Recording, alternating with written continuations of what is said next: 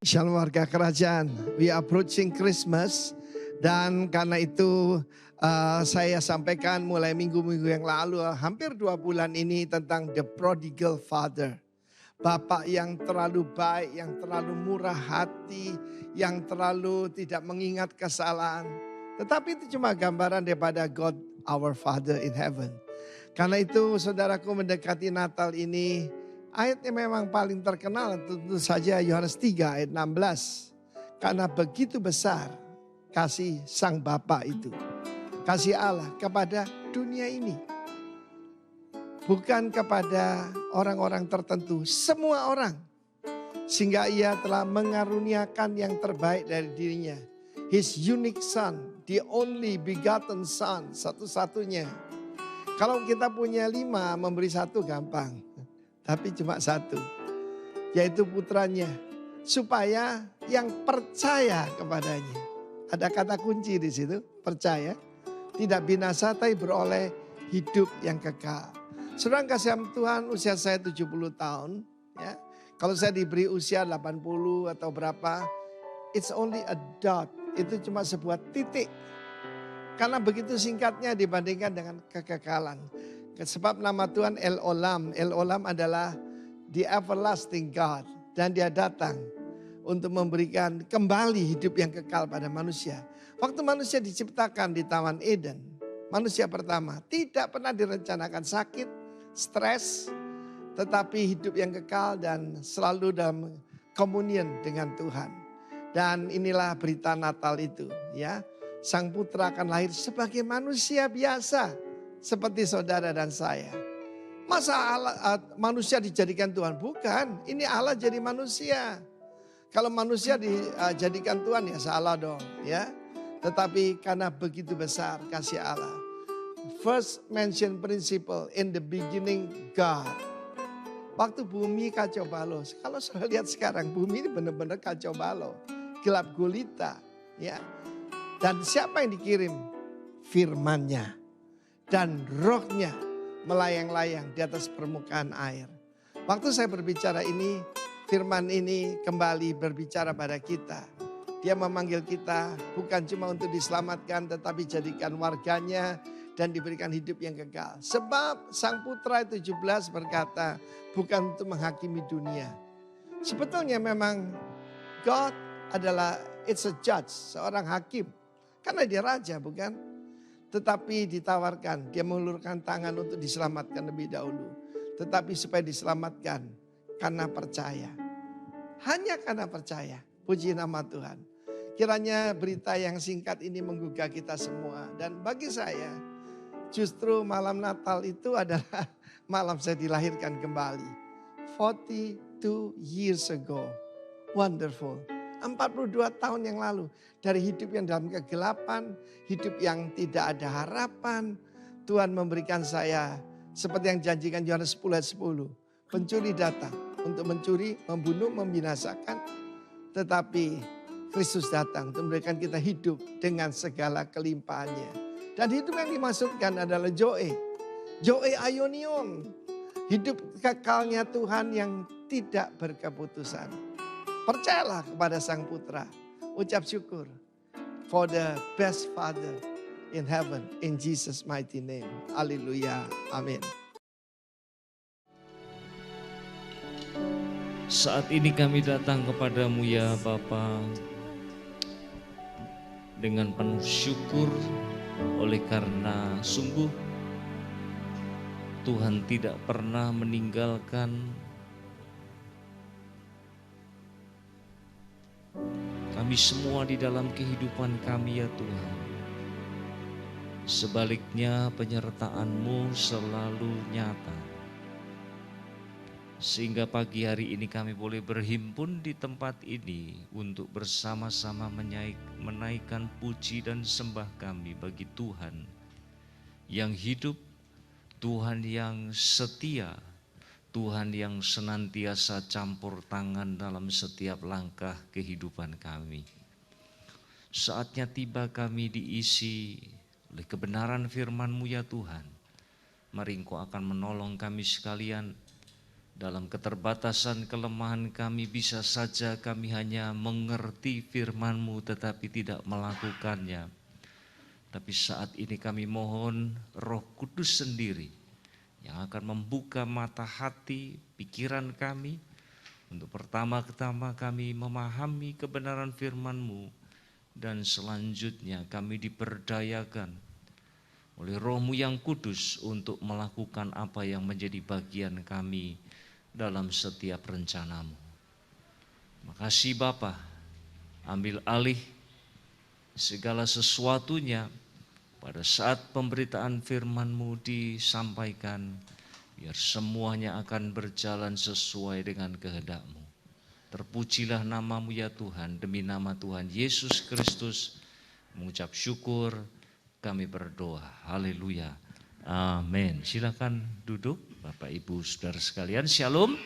Puji Tuhan, berjumpa kembali dalam ibadah kita pagi hari ini, dan kita percaya ketika kita terbuka Tuhan pasti akan bekerja sesuai dengan kehendak-Nya. Puji Tuhan. Saudara, saya mau menyampaikan firman Tuhan yang saya beri judul Say No to Excuses. Ya, katakan tidak kepada alasan-alasan yang seringkali kita buat. Nah saudara, saya melihat ada kesalahpahaman ya di dalam kekristenan pada umumnya. Orang seringkali berpikir bahwa kita itu diselamatkan oleh darah Yesus, oleh korban Kristus untuk masuk surga. Ya, jadi orientasi kita itu pada keselamatan jiwa, pada kehidupan yang akan datang.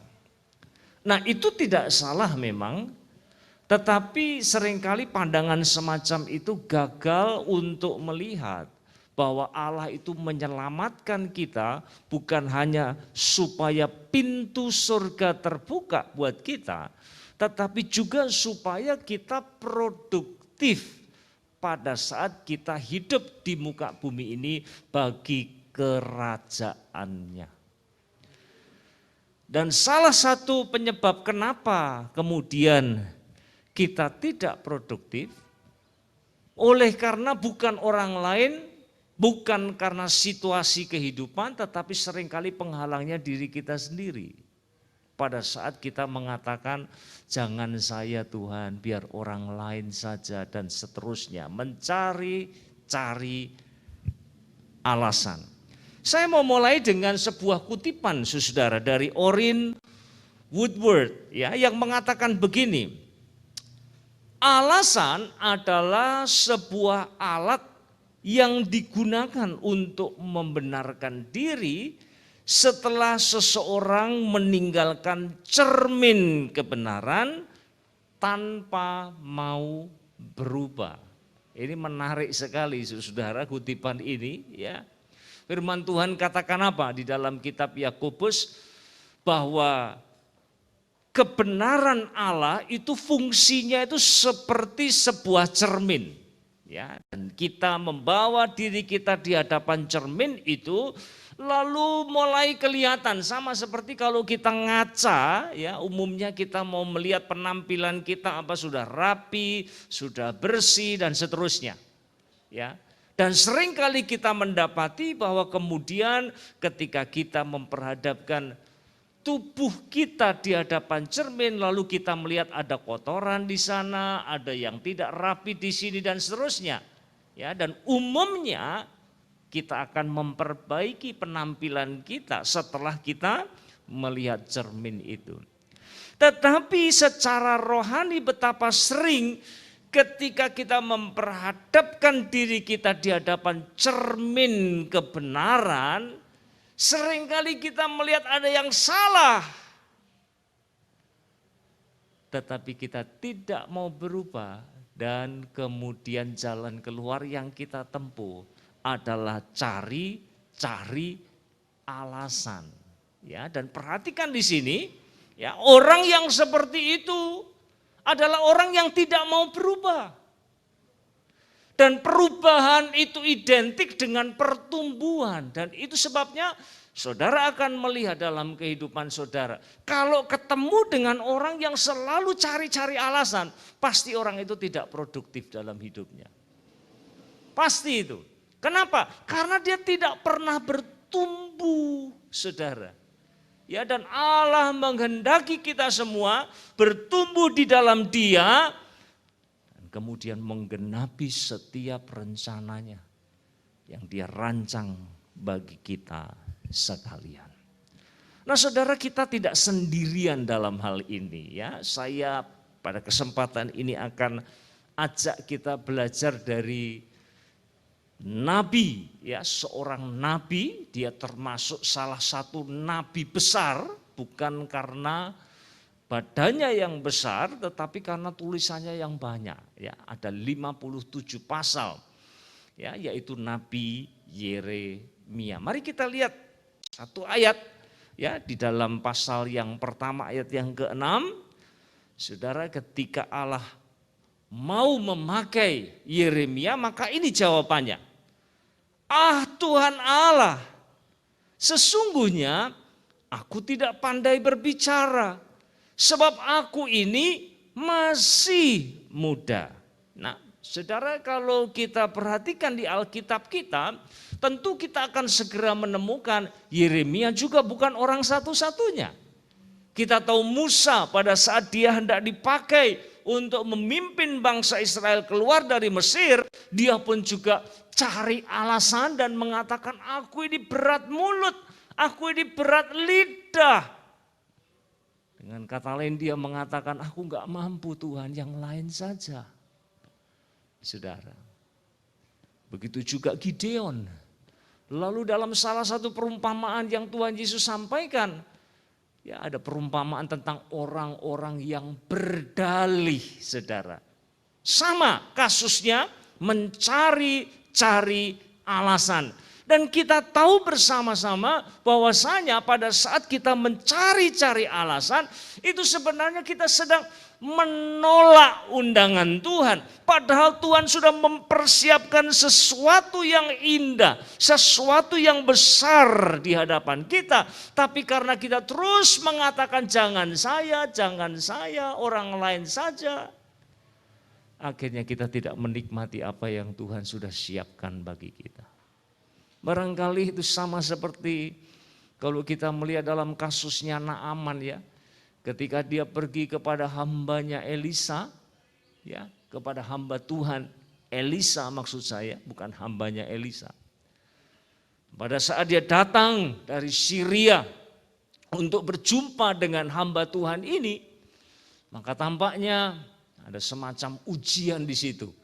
Ya, Elisa tidak langsung buru-buru turun dan menjumpai dia, tetapi dia utus orang suruhannya, katakan, mandi di sungai Yordan 7 kali dan engkau akan sembuh.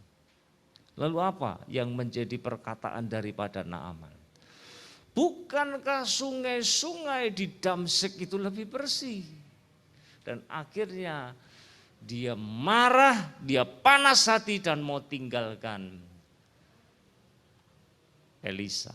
Tetapi pegawai-pegawainya katakan, "Bu, sudahlah, ayolah, sudah sampai di sini, lakukan saja, apa susahnya?" Saudara. Nah, seandainya saja, ya, seandainya saja Naaman bersikeras untuk mencari-cari alasan, saya yakin dan percaya Naaman tidak akan pernah melihat pekerjaan Tuhan yang besar dinyatakan dalam hidupnya. Nah, kembali kepada Yeremia, saudara, ya, dia mengatakan apa? Saya nggak bisa, saya masih muda, saya tidak kompeten Tuhan, dan saya ini masih muda dalam pengertian belum berpengalaman. Nah, pertanyaannya, apakah ini benar atau tidak? Yang Yeremia sampaikan di sini, betul atau tidak? Pada waktu itu diperkirakan Yeremia usianya masih 20-an. Ya, dan dalam budaya Yahudi seorang di bawah 30 tahun itu masih dianggap muda. Jadi kalau demikian apa yang dikatakan oleh Yeremia sebagai alasan untuk menolak panggilan Tuhan itu benar sekali sebenarnya.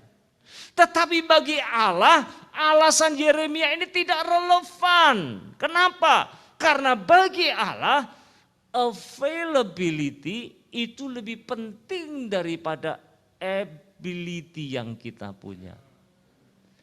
Keterbukaan kita, ketersediaan kita itu lebih penting daripada kemampuan Tuhan. Karena apa, saudara?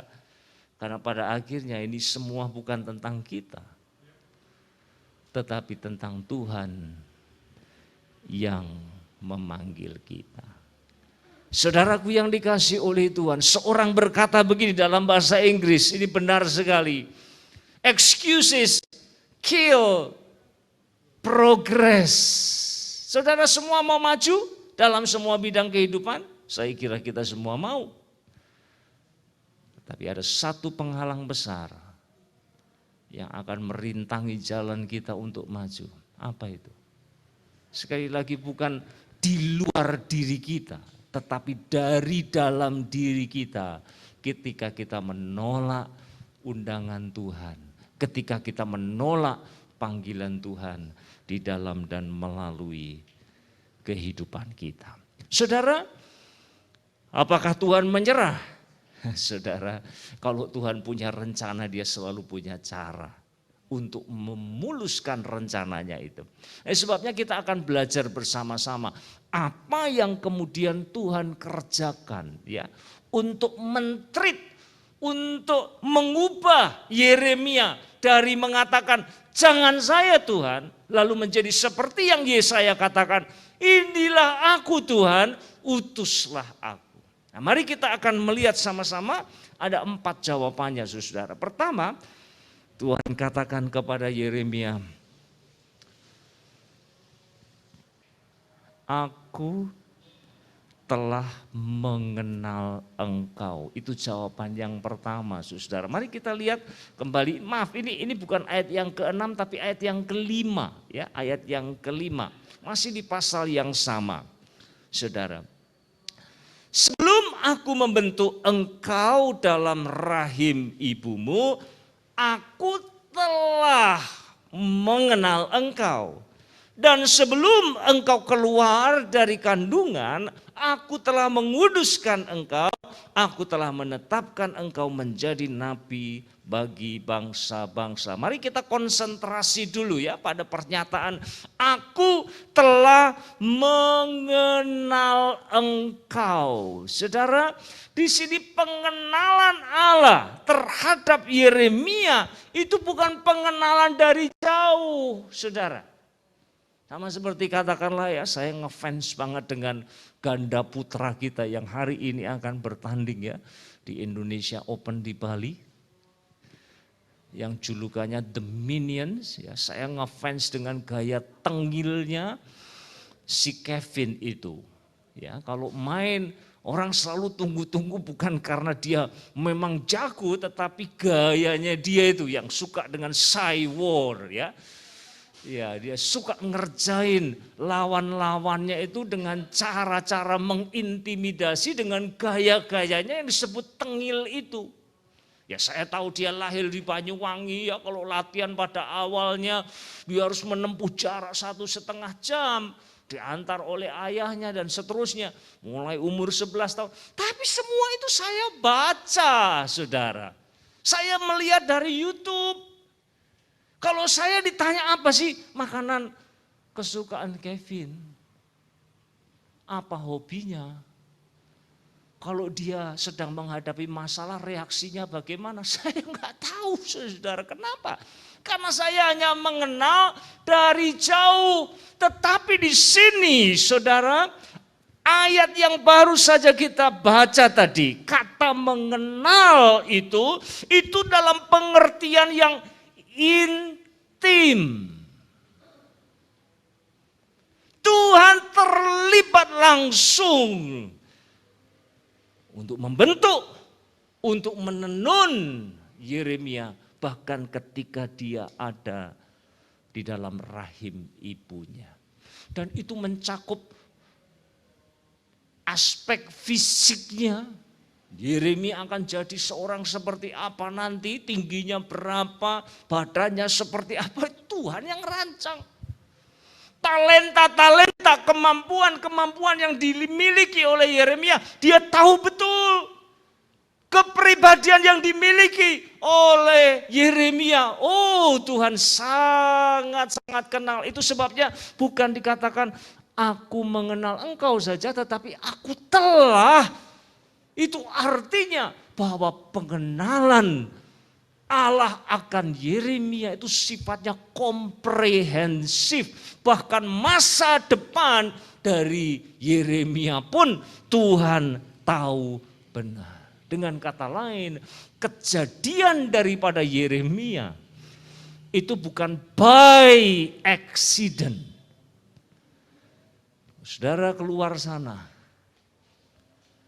mereka-mereka yang tidak percaya kepada Allah, menganggap kejadian manusia itu by accident. Itu sebuah kecelakaan alam.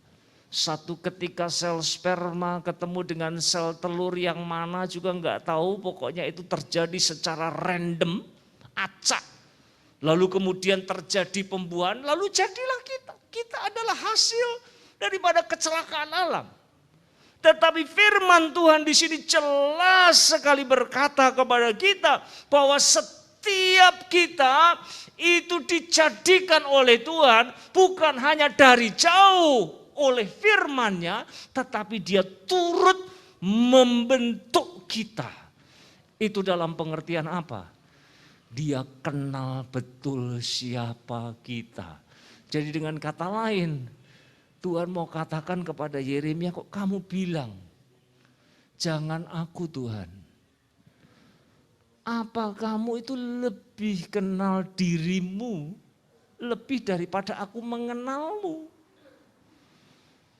Ya, saudaraku yang dikasih oleh Tuhan, disinilah kita melihat langkah awal yang Tuhan kerjakan bagi Yeremia dengan mengatakan kepada dia, ingat, akulah yang merancang hidupmu.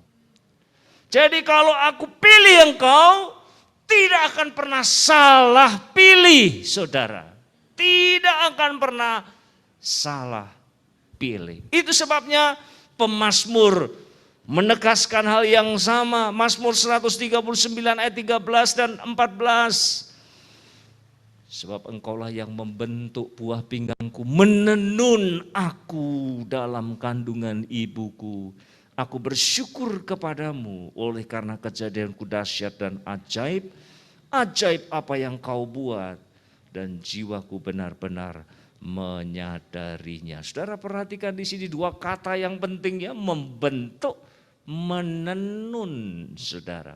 Dan inilah yang terus-menerus digarisbawahi di dalam Alkitab kita. Saudara perhatikan di pasal pertama dari kitab Kejadian, Allah menjadikan alam semesta ini hanya dengan berfirman saja. Jadi.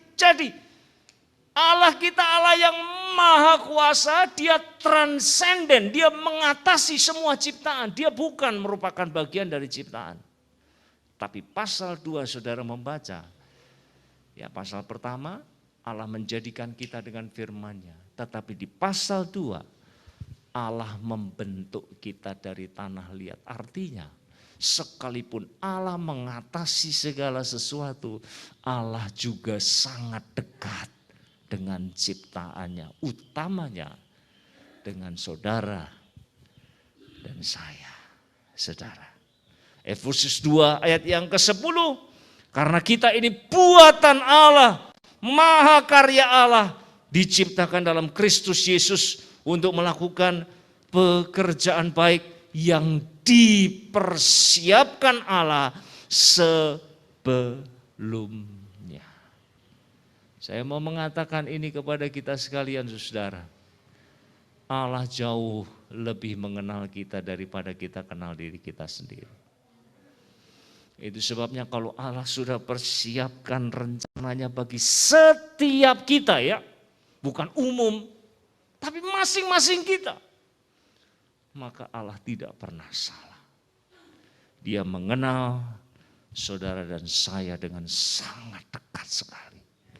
Saudara. Yang kedua, aku telah menguduskan engkau. Kembali kepada ayat tadi ya, aku telah menguduskan engkau. Ini menarik sekali saudara, bahwasanya kata menguduskan di sini bukan berarti holy ya, dikuduskan, disucikan dari dosa-dosa kita, tidak, bukan dalam pengertian itu.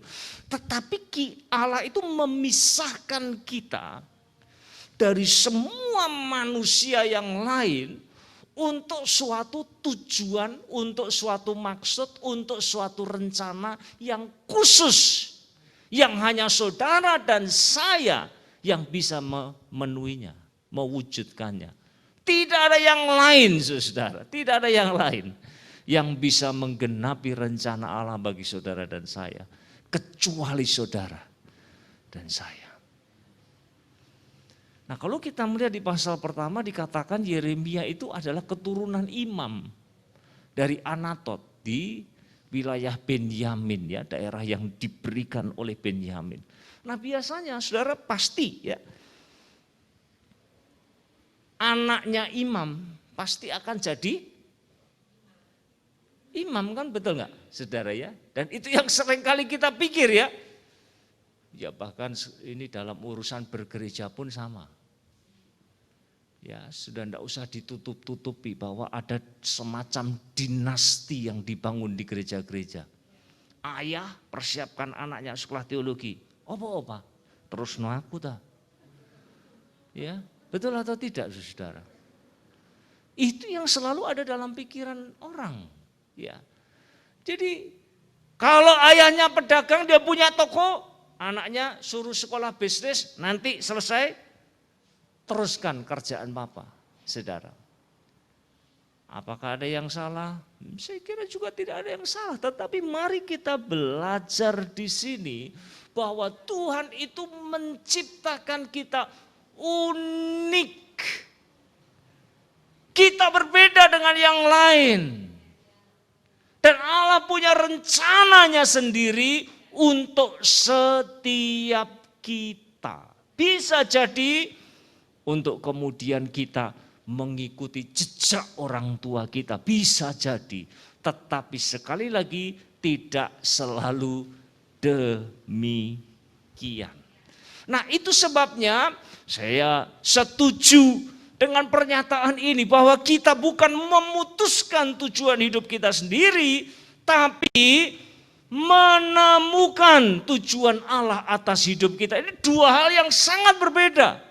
Kalau saudara memutuskan tujuan hidupmu sendiri, itu berarti saudara percaya kepada diri sendiri, percaya kepada pertimbangan-pertimbanganmu, percaya kepada pikiran-pikiranmu, percaya kepada pengalaman hidupmu, dan lalu kamu putuskan untuk dirimu sendiri. Itu artinya engkau jadi Tuhan atas hidupmu. Tapi kita orang percaya, kita tuh punya Tuhan yang mengatur hidup kita. Itu sebabnya pertanyaannya bukan apa tujuan hidupku, tapi apa tujuan Tuhan bagi hidupmu. Nah, mulai sekarang, saudara yang punya anak-anak ya, kan biasa kalau ketemu anak-anak kecil tuh, nanti kamu mau jadi apa? Ya, apa cita-citamu? Nah, ini harus diganti, nih, saudara. Ini harus diganti. Gantinya bagaimana? Tuhan mau kamu jadi apa, nak? Tuhan mau kamu jadi apa, nak? Biarkan si anak ini akan belajar untuk menemukan kehendak Tuhan atas hidupnya. Saudaraku yang dikasih oleh Tuhan. Amin. Puji Tuhan. Terus kita lanjutkan jawaban yang ketiga. Aku telah menetapkan engkau. Saudara kembali ke ayat yang kelima. Aku telah menetapkan engkau dalam kasusnya Yeremia menjadi nabi. Bukan imam loh saudara. Jadi nabi bagi bangsa-bangsa. Nah, mari kita ingat firman Tuhan selalu menggarisbawahi ini ya, bahwa Allah itu berdaulat atas hidup kita, bukan kita, tapi Allah yang punya kuasa atas kehidupan kita. Nah, kalau kita perhatikan di sini saudara, bahwa Allah punya kehendak yang berbeda dari apa yang ada di dalam pikiran Yeremia. Seperti yang saya katakan tadi, saya keturunan imam pasti jadi imam. Tetapi Tuhan menetapkan dia untuk suatu tujuan yang lain. Apa? Menjadi nabi, saudara. Sekali lagi ini menunjukkan bahwa panggilan Tuhan atas kehidupan kita itu unik. Berbeda satu dengan yang lain. Nah saudaraku yang dikasihi oleh Tuhan, saya mengajak kita ya untuk berpikir, karena saya tidak hanya sedang berbicara mengenai panggilan Tuhan untuk menjadi hamba Tuhan ya, tetapi panggilan secara umum, karena sekali lagi saya percaya Allah menyelamatkan kita bukan hanya untuk supaya kita masuk surga, tetapi supaya kita produktif semasa kita hidup di muka bumi ini. Saudara. Nah itu sebabnya penting untuk kita ketahui panggilan Tuhan atas hidup saya itu apa. Nah saudara, saya banyak kali ditanya, Pak, panggilan itu boleh nggak disamakan dengan pekerjaan saya? Atau saya mengatakan pekerjaan saya itu adalah panggilan saya. Nah saya mau jawab dengan ya dan tidak. Ya, kenapa? Karena melalui pekerjaan saya juga bisa melayani Tuhan, betul ya? Itu firman Tuhan yang saya sampaikan bulan lalu, saudara, bahwasanya filosofi bekerja bagi anak-anak Tuhan. Pertama apa? Saya bekerja untuk melayani sesama saya. Saya bisa melayani orang lain melalui pekerjaan yang saya geluti. Tetapi ada saatnya seperti saya, saudara, saya seorang dosen, ya saya mengajar. Ada saatnya saya akan pensiun dari pekerjaan saya sebagai dosen. Ya, karena usia, karena sudah tidak sanggup lagi, saya akan berhenti dan kemudian anak-anak muda yang akan meneruskan apa yang selama ini saya kerjakan. Nah tetapi saudara, nah ini tidaknya terletak di sini. Yang namanya panggilan itu tidak kenal pensiun. Sekali lagi, yang namanya panggilan tidak kenal pensiun. Artinya kemudian kalau saya sudah umur di atas 60, ya sudahlah saya datang ke gereja diam-diam tidak bikin apa-apa. Nah, saya sudah tua biar yang muda-muda. Tidak saudara. Yang tua pun juga dibutuhkan di gereja kita, amin. Untuk sebagai apa? Sebagai konsultan barangkali. Berbagi pengalamannya dalam pelayanannya di masa lalu, mengarahkan anak-anak muda, mementor anak-anak muda dan seterusnya, saudara. Nah, di sini kita belajar ketika Allah menetapkan kita, bisa jadi kita melayani Tuhan melalui pekerjaan kita. Tetapi bukan berarti kalau kita sudah berhenti bekerja, lalu tidak ada yang kita kerjakan buat kemuliaan, buat kerajaan Allah. Selalu ada yang namanya panggilan itu dinamis, saudara. Nanti saya akan bicara selepas ini. Ya. Lalu di sini juga ketika Allah punya ketetapan buat setiap kita untuk kita kerjakan bagi kerajaannya, maka ini yang menjadi penting ya, untuk kita bertanya, Tuhan, apa sih panggilanmu dalam hidupku? Jadi dengan kata lain banyak anak-anak muda di sini, kalau engkau bekerja nanti ukurannya sekali lagi bukan gajimu ya. Berapa banyak yang saya terima. Betul, kita semua butuh duit, tidak ada yang menyangkali itu. Pendeta pun juga butuh duit, sama saudara, kita semua sama. Tetapi bahwasanya ketika saya mau mendedikasikan hidup saya untuk sebuah pekerjaan, sekali lagi pertanyaan saya bukan berapa gaji yang saya akan terima, tidak. Tetapi apakah memang itu panggilan Tuhan dalam hidup saya? Karena saya akan melayani Tuhan melalui apa yang saya kerjakan, saudara. Jadi orang tua di sini kalau ada anak-anaknya yang pengen jadi guru, jangan dibilang kon kapan sugiye. Jangan, saudara ya. Biarkan dia jadi guru karena memang panggilannya demikian. Yang paling penting kita mengarahkan anak-anak kita untuk menemukan apa yang menjadi panggilan dalam hidupnya. Pertanyaannya sih, saudara, bagaimana saya bisa tahu kalau itu adalah panggilan buat saya, panggilan Tuhan buat saya? Nah, saya dulu sekali ya, saya itu sangat terbantu dengan tulisan dari Paul Palmer yang pernah saya baca, saudara. Dia membuat sebuah pernyataan yang simpel saja dan sejak waktu itu sampai dengan sekarang saya memahami panggilan itu dalam pengertian ini. Apa sih panggilan Tuhan atas hidup kita? Tempat di mana Allah memanggil Anda adalah tempat di mana sukacita Anda dan kebutuhan dunia ini bertemu. Jadi saudara, apa sih pengertiannya di sini? Pertama-tama, lihat apakah ada kebutuhan di situ. Yang kosong, yang belum ada orang yang memenuhinya. Lalu kemudian saya belajar, ya sekali lagi keterbukaan kita lebih penting. Kalau soal skill itu proses, saudara ya. Makin lama kita kerjakan itu, biasanya kita makin terampil. Ya, masuk di situ.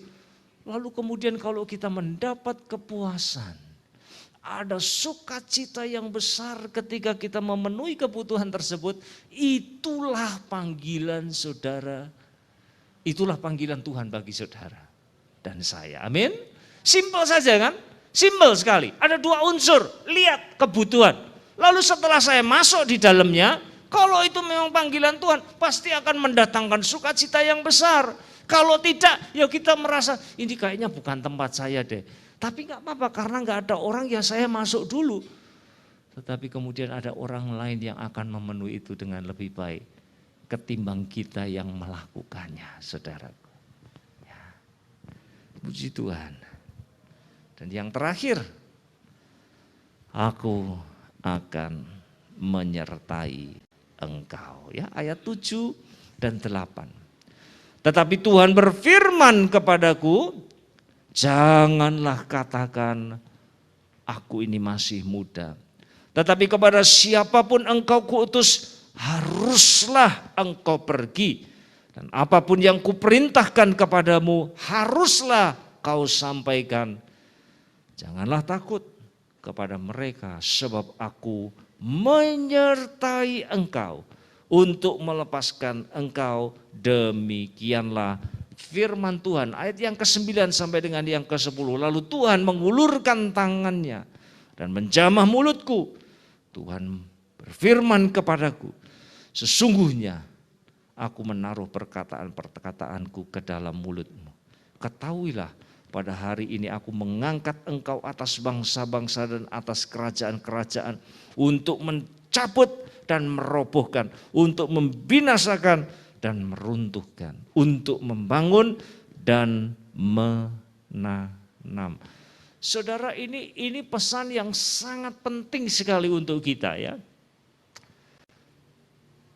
Bahwa kalau kita mengikuti rencana Tuhan, mengikuti panggilan Tuhan atas kehidupan kita, ingat ini ya, bukan berarti kemudian Tuhan lalu meratakan jalan, memuluskan jalan kita, semua jadi gampang, semua jadi ya semuanya dipermudah oleh Tuhan. Salah besar saudara pemahaman yang seperti itu. Perhatikanlah Yeremia, saudara, kalau saudara baca di dalam kitab Yeremia, dia mengalami begitu banyak aniaya.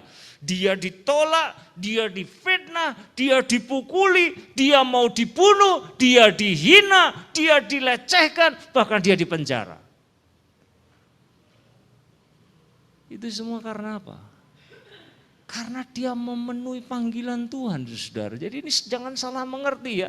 Kalau kita ikut Tuhan bukan berarti semuanya jadi mudah, semuanya jadi gampang, semuanya jadi enak. Itu adalah pemahaman yang salah, saudara. Bahkan yang menarik itu, saya kemarin baca lagi, saudara, dan ketemu di pasal yang ke-7 dari kitab Yeremia itu ya. Tuhan katakan kepada Yeremia, pergi sampaikan pesan ini kepada mereka. Dan mereka akan menolak engkau.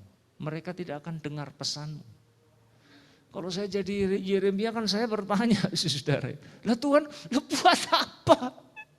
Saya ini diutus untuk menyampaikan firman-Mu, pesan-Mu kepada umat yang di selatan. Kerajaan selatan, saudara, Yehuda. Tapi Tuhan tahu kalau mereka itu gak mau dengar lah, sebenarnya untuk apa saya pergi dan menyampaikan semuanya ini. Saudaraku yang dikasihi oleh Tuhan, disinilah kita melihat poin yang lain yang sangat penting. Bahwa Tuhan melihat keberhasilan kita itu bukan dari hasilnya. Bukan dari hasilnya. Tetapi yang dilihat Tuhan apakah kita setia mengerjakan apa yang jadi bagian kita. Untuk hasilnya kita nggak pernah tahu, saudara. Ini yang saya sering kali mengatakan kepada guru-guru sekolah minggu. Kadang-kadang kita mengajar tuh anak-anak lari ke sana kemari, seperti tidak perhatian dan sebagainya. Lalu kalau ditanya hasilnya apa, ya tidak tahu cara ngukurnya bagaimana, saudara. Tapi di hadapan Tuhan, yang terpenting kesetiaan kita. Dan apa yang kita tabur pada waktunya kita akan tuai. Anak-anak kelihatan gak perhatian, saudara, tapi itu yang kita tabur adalah benih-benih kebenaran. Pada waktunya dia akan mengerjakan sesuatu yang indah dalam kehidupan anak-anak didik kita. Amin, saudaraku. Puji Tuhan. Ada harga yang harus kita bayar. Memang pada saat kita mengikuti panggilan Tuhan, ada harga yang harus kita bayar. Tetapi janji Tuhan, Tuhan tidak pernah janjikan kepada kita, kalau kamu ikut panggilanku, semua akan beres dengan sendirinya. Semua akan jadi baik. Tidak. Tetapi Tuhan menjanjikan penyertaan yang sempurna buat kita. Itu yang Tuhan janjikan. Saudara, saya dengar banyak hamba Tuhan yang katakan kalau kamu taat, kalau kamu bayar perpuluhan pasti Tuhan berkati dan sebagainya. Itu semua omong kosong. Tidak ada janji firman Tuhan yang mengatakan itu, saudara. Tidak ada. Tetapi bahwa kalau saya berjalan bersama dengan Tuhan, kalau saya mengikuti rencananya, kalau saya mengikuti panggilannya, maka penyertaan Tuhan tidak akan pernah putus dalam hidup kita. Itu janji Tuhan bagi kita sekalian. Saudara. Saya mau tutup dengan pernyataan dari Raffi Sakarias di sini. Kita semua adalah imam di hadapan Allah. Imamat yang rajani. Tidak ada lagi pembedaan antara yang sekuler dan rohani. Dan dengan begitu, tidak ada orang percaya yang mengerjakan pekerjaan sekuler. Kita semua memenuhi panggilan rohani. Saudara, apapun yang kita kerjakan di dalam kehidupan kita, mau pedagang, karyawan di sebuah toko, apapun, guru, dokter, pengacara, apapun pekerjaan kita, itu bukan pekerjaan yang sekuler, saudara. Itu adalah bagian dari panggilan Tuhan atas kehidupan kita. Layani Tuhan dan sesama melalui setiap panggilan yang Tuhan percayakan atas hidup kita. Apakah ada harga yang harus kita bayar? Ada, saudara, ada. Tetapi ingat, Tuhan tidak akan pernah meninggalkan kita. Haleluya, saudara. Mari kita sama-sama datang kepada Tuhan. Kesempatan ini kita akan menyambut firman Tuhan dengan pujian, ku tidak takut sebab kau besertaku, ku tidak bimbang sebab engkau Allahku. Yesus memegangku dengan tangan kananmu. Nyanyikan pujian ini, saudara. Dan yakinilah Tuhan punya rencana yang unik buat setiap kita. Dan yang terbaik dalam hidup ini adalah kita memenuhi panggilannya. Haleluya, terima kasih. Ku tidak takut, sebab kau besertaku,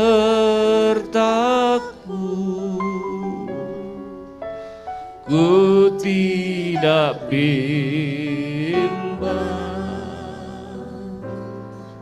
sebab engkau Allahku. Engkau meneguhkanku,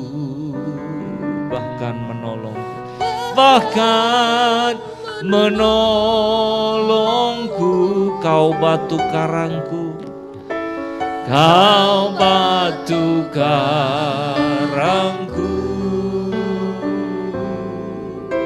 Yesus Tuhan, sama-sama katakan, ku tidak takut, ku tidak takut,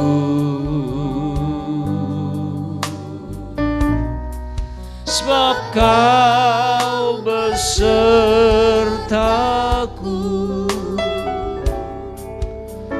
ku tidak bimbang,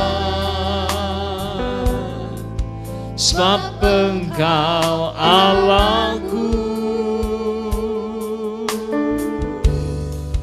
Engkau meneguhkanku,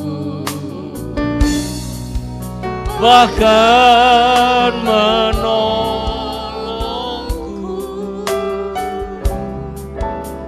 kau batu karangku. Yesus Tuhan, Yesus memegangku, Yesus memegangku dengan tangan kananmu. Yesus memberiku kemenangan.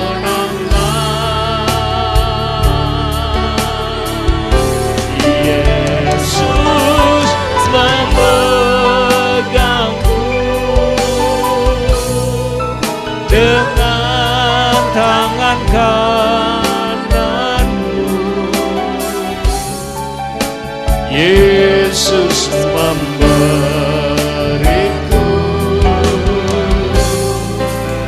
kemenangan. Mari sekali lagi nyanyikan pujian ini, kita berdiri bersama-sama. Aku tidak takut. tidak Amin. Sebab kau besertaku,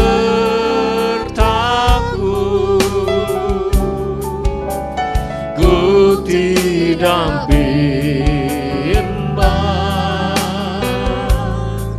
sebab engkau Allahku. Engkau meneguhkanku, bahkan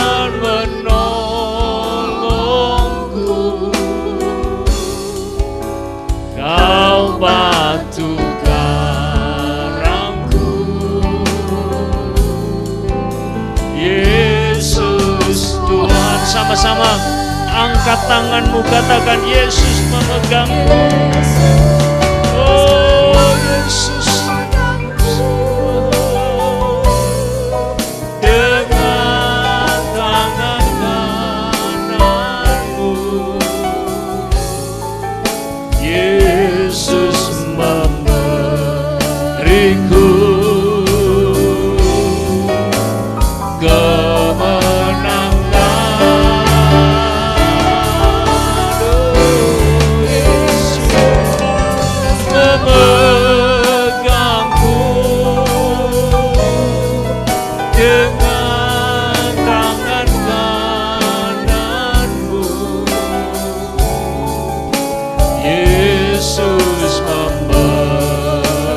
Yesus memberiku,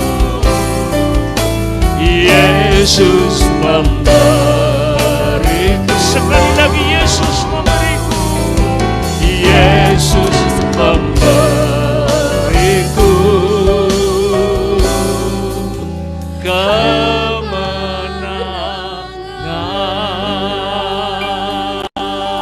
Haleluya.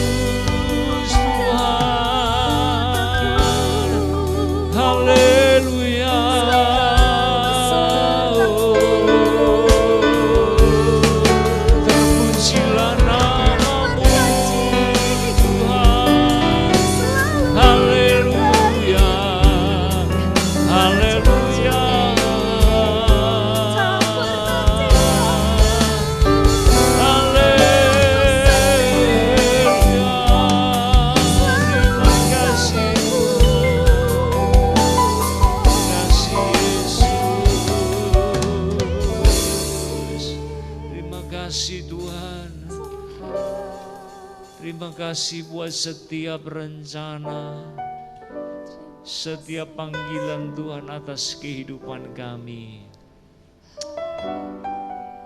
Bapa, ajar kami saat ini untuk setelah kami bercermin di hadapan kebenaran-Mu,